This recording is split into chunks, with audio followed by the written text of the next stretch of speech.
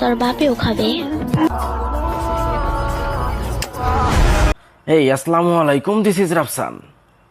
শুরুতেই ক্ষমা চেয়ে নিচ্ছি, রোজা রমজান মাসে কোনো ম্যাগিকে স্কিনে তোলার জন্য। পারলে মাস্ক ছাড়া বাস্তব জীবনে আয়, দেখি আমার কোন বন্ধু তোর পিছে পিছে যায়।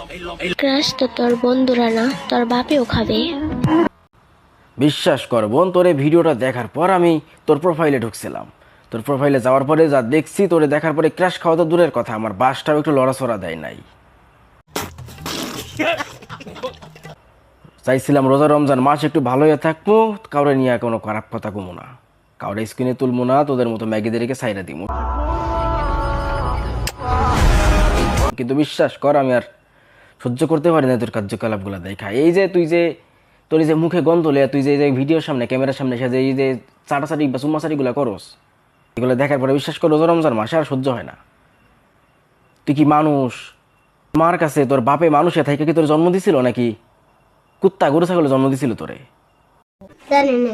যদি কোনো মানুষের জন্ম মেয়ে হইতে থাকলে রোজা রমজান মাসে এগুলো করতি না, এই নষ্টামিগুলো করতি না রমজান মাসে।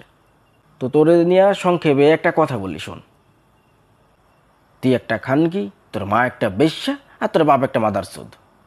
হ্যাঁ, এই তিনটা মিলাইয়া মাদারচোদের ঘরে বেশ্যার ঘরের খানকি তুই।